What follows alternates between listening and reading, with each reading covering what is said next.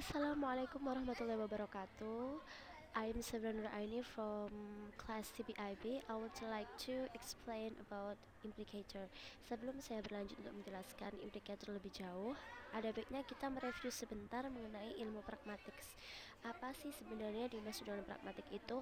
Jadi, dalam bahasa Inggris, pragmatic linguistic studies are known as branches of linguistics which discuss the meaning of speech based on the context. Jadi, pragmatik ini merupakan sebuah cabang ilmu yang membahas tentang makna suatu hal yang sesuai dengan konteks pembahasannya.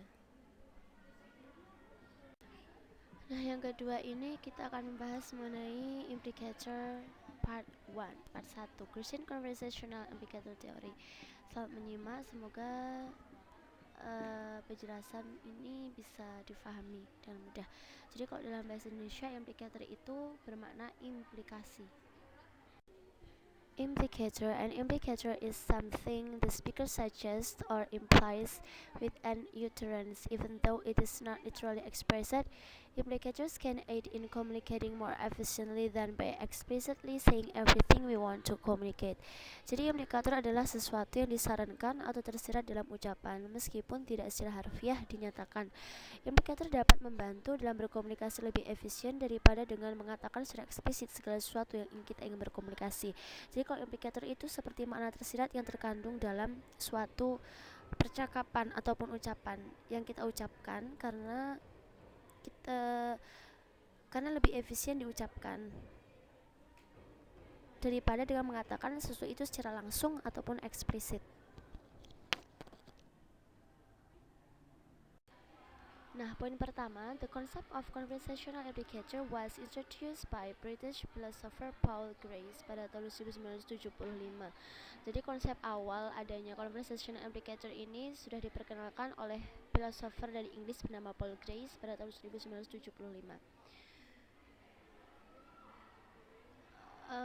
Jadi untuk conversation implicator ini diadakan which are tied to certain words such as but or therefore. Conversation implicator is definable as any meaning of proposition expressed implicitly by a speaker in his or her utterance of a sentence which is meant without being part of what is said in the strict sense. Jadi pada intinya conversation implicator ini merupakan sebuah makna ataupun sebuah proposisi yang kita ekspresikan secara implicitly atau secara implisit oleh seorang speaker. Artinya adalah sebuah makna yang tersirat, bukan makna yang tersurat ataupun implisit. Jadi pada dasarnya implikator ini merupakan sebuah ucapan yang diucapkan oleh speaker karena dia itu pede atau percaya diri bahwasanya nanti si listener will understand what he talking about. Jadi seperti dalam contoh, are you watching this program? Apakah kamu menonton program televisi ini? Bisa saja kalau secara eksplisit akan dijawab iya aku menonton atau tidak, saya tidak menonton. Namun kalau dalam implicator ini, a possible conversation implicator mungkin bisa terjadi dengan jawaban this program bores me, can we turn the television off? Program ini sangat membosankan aku nih, bisa nggak sih kita matikan televisinya? Nah, yang poin ketiga, apabila implicator ini itu tidak sesuai dengan entitlement, maka implicator akan tertolak. Seperti dalam contoh, John ate some of the cookies. If he could, he would. How many are left? In fact, he ate all of the cookies. Pada awalnya, si A itu berkata kalau John memakan hanya sebagian roti. Tapi ketika dia berkata, pada faktanya nih dia makan semua rotinya. Nah, maka pada poin ini implicators can be cancelled atau tertolak.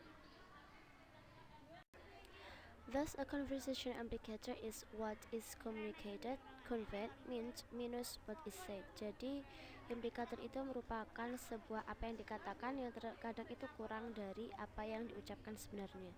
Jadi intinya merupakan makna yang tersirat gitulah dari sebuah bacaan kalau secara mudah kita pahami. Jadi di dalam implikator ini ada prinsip-prinsip yang harus diperhatikan. For make your conversational contribution such as is required at the stage at which it occurs by the accepted purpose or direction of the talk actions in which you are engaged. Jadi kita membuat percakapan itu sesuai dengan apa yang dikehendaki dan harus juga sesuai dengan cooperative principle atau prinsip-prinsip yang telah ditentukan dalam ilmu pragmatik. Nah, kalau digambarkan cooperative principle itu seperti payung, maka dia akan memayungi 9 komponen yang akan memandu kita bagaimana kita berkomunikasi. That guide how we communicate. These 9 components are grouped together into 4 categories. Jadi ke-9 itu tadi sudah terhimpun dalam 4 kategori yang dinamakan dengan maxims of conversation ataupun pepatah dalam conversation. Yang pertama yaitu quality, kualitas. Do not say what you believe to be false. Jangan berkata sesuatu yang sudah kamu percaya bahwa itu adalah salah. Do not say that for which you lack adequate evidence. Dan juga kamu gak boleh ngomong asal-asalan kalau kamu tuh gak tahu bukti atau gak punya bukti yang nyata. Itu quantity. Make your contribution as informative as is required for the current purpose of the exchange. Do not make your contribution more informative than is required. Jadi maksud dari quantity ini adalah berbicaralah sekedarnya saja dan sesuai dengan apa yang diminta. Tidak usah kalau berbicara A lalu sampai A, B, C bahkan sampai D. Jadi secukupnya saja kalau berbicara.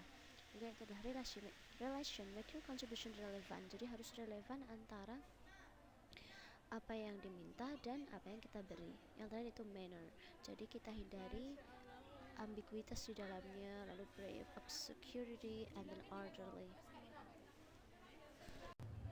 Nah, selanjutnya itu adalah relationship between the speaker and the maxim. Ada hubungan antara pembicara dan maxim. Jadi di dalam sebuah percakapan, the speaker may do one of 4 things with regards to the cooperative principle and the maxims. Seorang speaker itu bisa melakukan satu hal dari 4 hal di bawah ini. Yang pertama adalah the speaker may observe the maxims. This is the default assumption. Jadi speaker itu bisa saja mengamati sebuah kemungkinan. Yang kedua adalah the speaker may opt out of a maxim by using a phrase that eliminates or mitigates the effect of the maxims and signals this to the address. This phrase is called a hedge. Jadi bisa jadi untuk kemungkinan kedua adalah memilih keluar dari sebuah pepatah dan menggunakan frasa yang meniadakan atau mengurangi efek dari peribahasa dan memberi tanda kepada peribahasa tersebut. Kemungkinan ketiga adalah the speaker may flout maxim to the full knowledge of the address.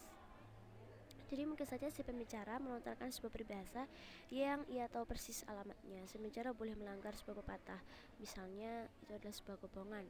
Yang terakhir yaitu the speaker may violate maxim, boleh melanggar sebuah bisa saja dia melanggar sebuah pepatah. Selanjutnya yaitu tentang opting out hedge. Jadi di sini ada contoh-contoh beberapa kata-kata yang tidak boleh kita ucapkan atau tidak sesuai dengan pragmatik. Yang pertama kalau dari segi kualitas, as far as I know, I may be wrong, but kalau dia berkata sejauh yang saya tahu nih, tapi seperti itu tidak sesuai dengan quality atau tidak sesuai dengan kualitas. Yang kedua adalah quantity, as you probably already know, sepertinya sudah diketahui nih. Kita membicarakan suatu hal yang tidak terlalu penting.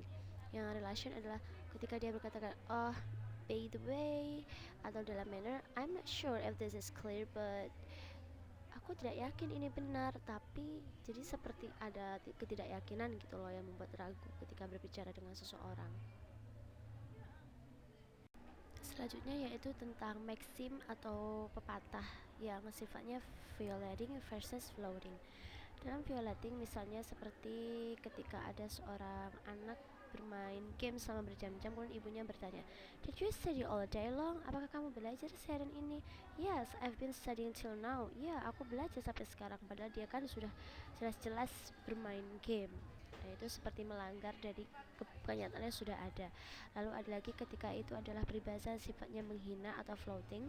Teacher to a students who arrives late more than 10 minutes to the class meeting. Ketika ada seorang anak dia itu datang terlambat lebih dari 10 menit. Lalu si guru tuh bertanya, "Wow, you're such a punctual fellow. Welcome to the class." Seperti menghina muridnya yang datang terlambat tuh.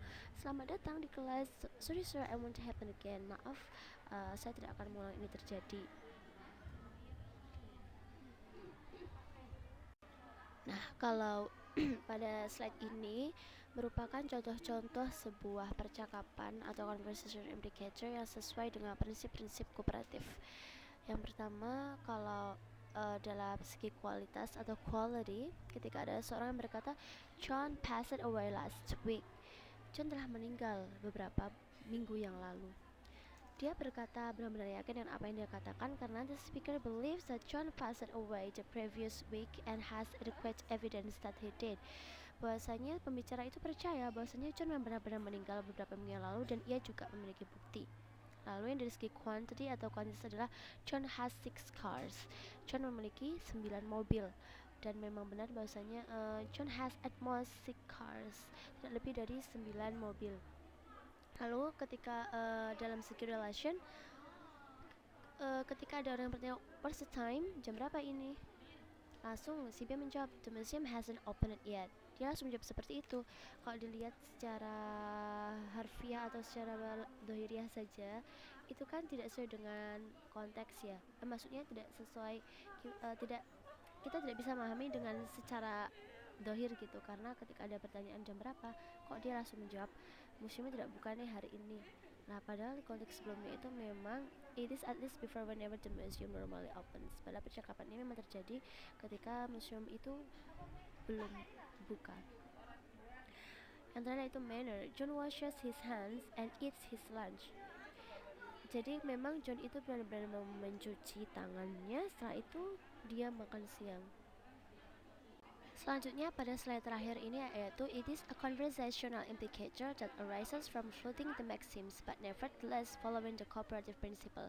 Ini sudah mengikuti dengan konsep-konsep dari cooperative principles, namun ini kalau kita melihat dari segi floating the maxim atau menolak dari maxim atau peribahasa. Contohnya ketika ada yang pertama itu the equality. You are so smart. Kamu sangat pintar. Padahal aslinya nih you are not smart at all. Yang kedua itu have you finished your homework? I have finished my algebra. I haven't finished the English. Get busy and finish your English too. Dia tuh menjawabnya sudah menyelesaikan aljabar dan sebenarnya dia belum menyelesaikan tugas bahasa Inggris. Yang ketiga itu no relation. Ketika John bertanya, Susan can be such a cow sometimes. Susan itu bisa seperti sapi kadang-kadang. Lalu Mary bertanya, oh, what a lovely day today. Wah, betapa hari yang indah hari ini. Kalau dilihat secara harfiah saja memang itu tidak ada hubungan atau relasi. Padahal sebenarnya one shouldn't speak ill of people behind their back. Dan itu manner. Who broke this vase? Siapa memecahkan vas bunga ini? It was one of your 3 children. Ini yang memecahkan adalah satu dari 3 anak itu. Padahal maksud dia adalah I don't want to tell you about it.